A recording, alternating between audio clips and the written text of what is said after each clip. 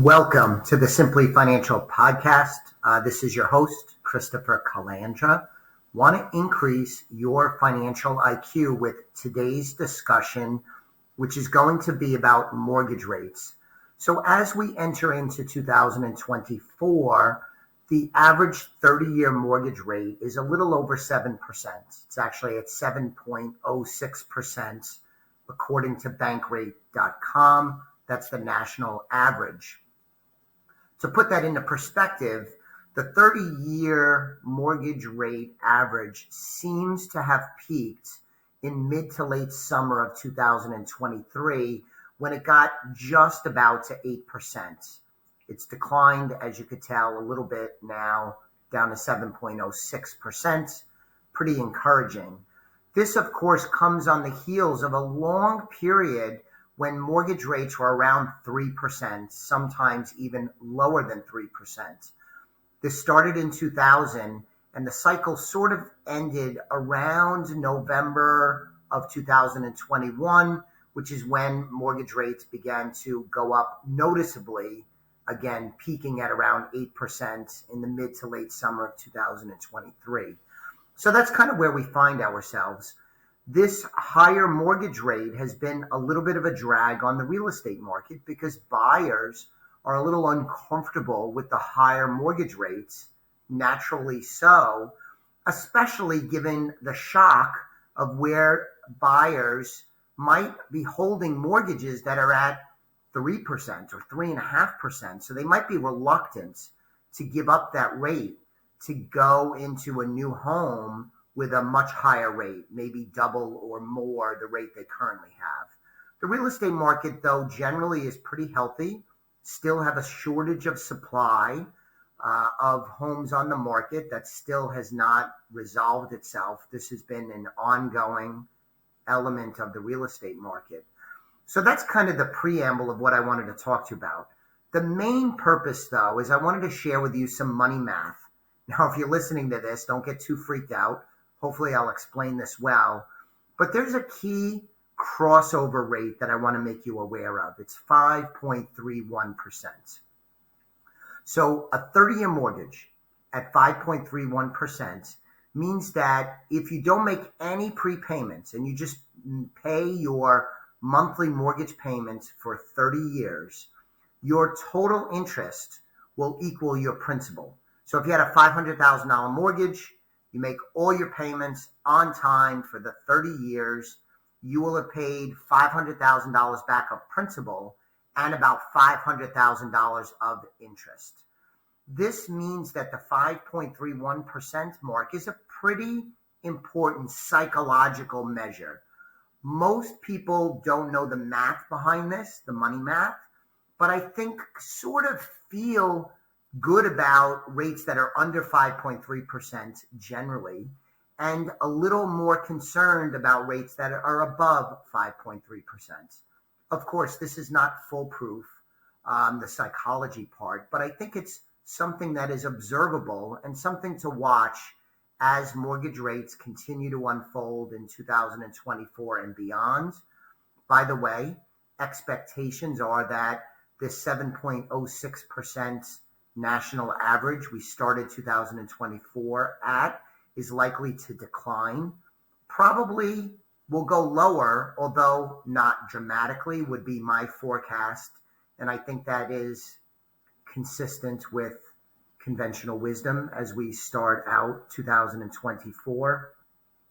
So going back to this threshold, a 5.31% 30-year mortgage means over the life of the 30 years, you'll pay as much in interest as you will in principal.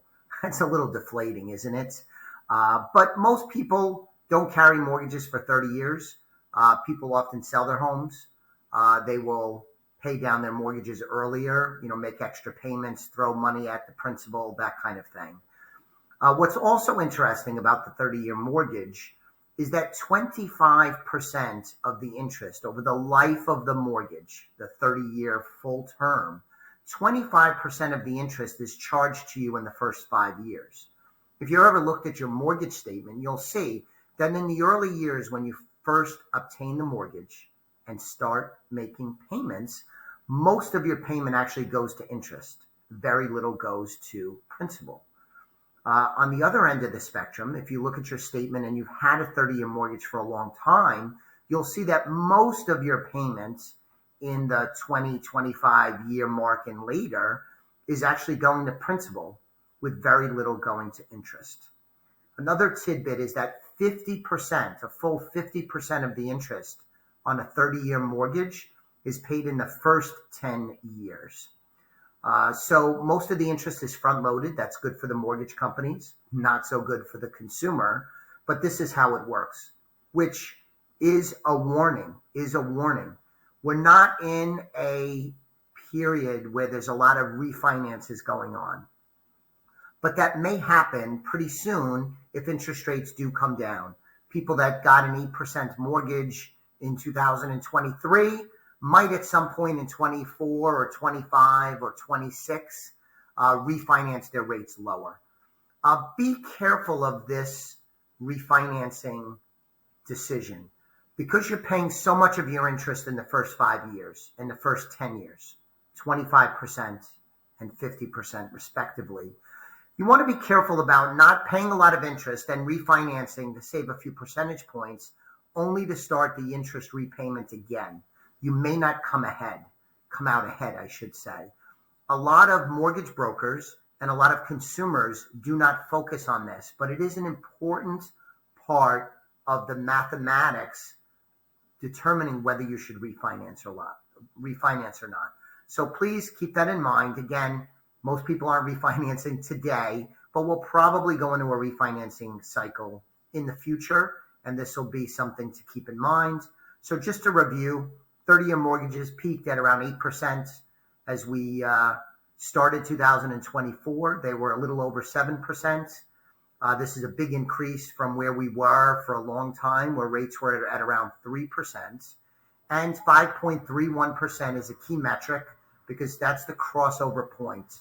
Above that rate, you're going to pay more in interest than principal over the course of a 30-year mortgage. Anything below 5.3% means that your interest, although still high, will not equal or surpass your principal. And 25% of the interest you pay in a 30-year mortgage is paid out in the first 5 years, 50% in the first 10 years. So your interest cost is very much front-loaded. I hope you found this information to be beneficial. I appreciate you listening to today's episode. I will be back with you on the next episode of the Simply Financial Podcast very soon. Thanks again. The views expressed are not necessarily the opinion of Osaic Wealth, Inc., and should not be construed directly or indirectly as an offer to buy or sell any securities mentioned herein. Investing is subject to risks, including loss of principal invested. Past performance is not a guarantee of future results. No strategy can assure a profit nor protect against loss. Please note that individual situations can vary. Therefore, the information should be relied upon when coordinated with individual professional advice. Please note, the information being provided is strictly as a courtesy. When you link to any of the websites provided here, you are leaving this website. We make no representation as to the completeness or accuracy of information provided at these websites. Nor is the company liable for any direct or indirect technical or system issues or any consequences arising out of your access to or your use of third-party technologies, websites, information, and programs made available through this website. When you access one of these websites, you are leaving our website and assume total responsibility and risk for your use of the websites you are linking to.